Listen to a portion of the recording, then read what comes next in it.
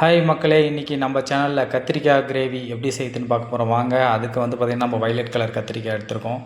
Next வந்து பார்த்திங்கன்னா 2 பெரிய வெங்காயம், தக்காளி, ஒரு முருங்கைக்காய் எடுத்திருக்கோம். முருங்கைக்காய் வந்து நம்ம வந்து வாசனைக்காக ஆட் பண்ணுறோம். இந்த கிரேவியில் முருங்கைக்காய் ஆட் பண்ணால் நல்லா வாசமாக இருக்கும். ஃபஸ்ட்டு வந்து பார்த்திங்கன்னா கடாய் காஞ்ச உடனே அதில் வந்து எண்ணெய் ஆட் பண்ணிக்கிறேங்க. நம்ம வந்து பார்த்திங்கன்னா செக்கெண்ணெய், வேர்க்கடலை எண்ணெய் தான் யூஸ் பண்ணுறோம். நெக்ஸ்ட்டு வந்து கடுகு. அந்த 2 வெங்காயத்தையும் வந்து பார்த்திங்கன்னா நம்ம புதுசாக கட் பண்ணி வச்சுருக்கோம். இப்போது அது புதுசாக கட் பண்ணி வச்சுருக்க வெங்காயத்தை ஆட் பண்ணிக்கிறேங்க. வெங்காயம் ஆட் பண்ணி நல்லா வதக்கி விட்டுட்டு அது பாதி வதங்கின பிறகு பார்த்திங்கன்னா அதில் வந்து நம்ம வந்து பார்த்திங்கன்னா இப்போ கல் உப்பு ஆட் பண்ணிக்க போகிறோம். நம்ம கல் உப்பு வெங்காயத்தில் ஆட் பண்ணோம்னா அதில் இருக்க தண்ணி சீக்கிரமாக உறிஞ்சி நல்லா வதங்கி வரும். அதுக்காக வந்து பார்த்திங்கன்னா நம்ம வந்து கல் உப்பு ஆட் பண்ணிக்கிறோம். பாருங்கள், இப்போ கல் உப்பு ஆட் பண்ணுறோம். நீங்கள் தேவையான அளவு நீங்கள் கல் உப்பு ஆட் பண்ணிக்கலாம். நெக்ஸ்ட்டு வந்து பார்த்திங்கன்னா பாருங்கள், வெங்காயம் நல்லா வதங்கி வந்துச்சு. நம்ம வந்து பார்த்திங்கன்னா இப்போ வந்து 2 ஸ்பூன் வந்து இஞ்சி பூண்டு பேஸ்ட்டு ஆட் பண்ணுறோம். ஓகேங்களா? 2 ஸ்பூன் இஞ்சி பூண்டு பேஸ்ட் ஆட் பண்ணி இஞ்சி பூண்டு பேஸ்ட் நல்லா வதங்கி வந்தோடனே கருவேப்பிலை கொஞ்சம் ஆட் பண்ணிக்கிறோம். நெக்ஸ்ட்டு வந்து பார்த்திங்கன்னா நம்ம தக்காளி வந்து பொடுசாக கட் பண்ணி வச்சுருக்கோம். அந்த பொடுசாக கட் பண்ணி வச்சுருக்க தக்காளி இப்போ வந்து பார்த்திங்கன்னா மீடியம் ஃப்ளேமில் வச்சு அந்த தக்காளி நல்லா வதங்கி பிரிஞ்சு வரணுங்க. தக்காளி வதங்கின பிறகு பார்த்திங்கன்னா இந்த மாதிரி நீங்கள் மசிச்சு விட்டிங்கன்னா கரண்டியாலே நல்லா மசிஞ்சிடுங்க. பாருங்கள், நல்லா மசிஞ்சிச்சு.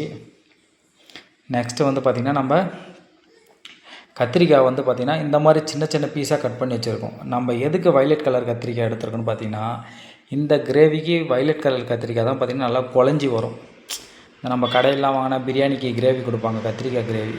அது பார்த்திங்கன்னா இந்த கத்திரிக்காயில் தான் செய்வாங்க. வந்து பார்த்திங்கன்னா அதுதான் வந்து பார்த்திங்கன்னா நல்லா குழஞ்சி வரும். இந்த முள்ளுக்காய், நாட்டுக்காயெல்லாம் வந்து குழஞ்சி வராது. ஓகேங்களா? நெக்ஸ்ட் வந்து நம்ம மஞ்சள் பொடி ஆட் பண்ணி மிக்ஸ் பண்ணி தட்டு போட்டு மூடிட்டு போகிறோம். ஒரு 2 மினிட்ஸ் 1 to 2 மினிட்ஸ் வந்து நல்லா மூடி வச்சிடணும். மூடி வச்சுட்டு நம்ம வந்து மீடியம் ஃப்ளேமில் வச்சுட்டிங்கன்னா அங்கே பாருங்கள் அந்த கலர் சேஞ்ச் ஆகிருக்கு பார்த்திங்களா? இப்போ கலர் சேஞ்ச் ஆன பிறகு பார்த்திங்கன்னா இதை வந்து நம்ம அந்த கரண்ட்லேயே வந்து நல்லா மசிச்சு விடணும். ஓகேங்களா? மசிச்சு விடணும். மசிச்சு விட்டுட்டு நெக்ஸ்ட்டு வந்து பார்த்திங்கன்னா முருங்கைக்காய் வச்சுருக்கோம். நம்ம ஒரு முருங்கைக்காய், அந்த முருங்கைக்காயை ஆட் பண்ணுறோம்.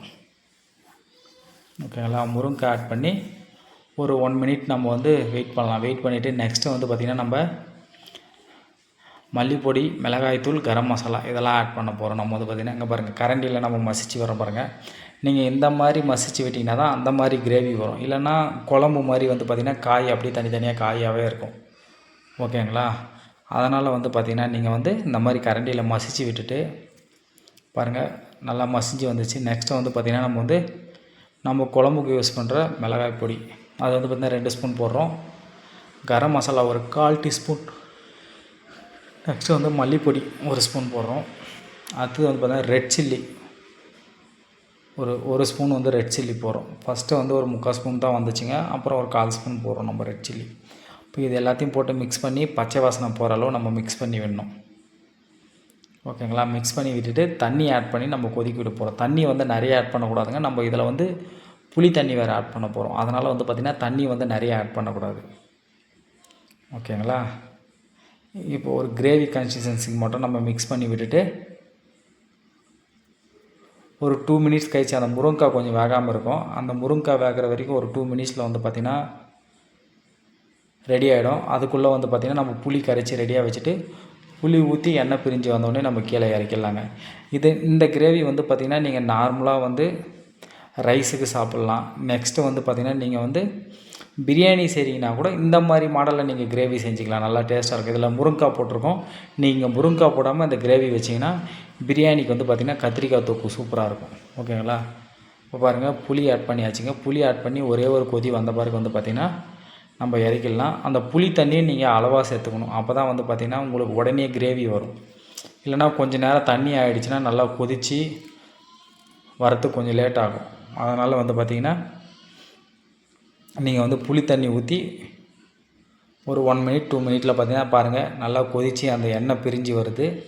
கிரேவி மாதிரி திக்காக இருக்குது பாருங்கள். ரெடி. நீங்களும் வீட்டில் ட்ரை பண்ணி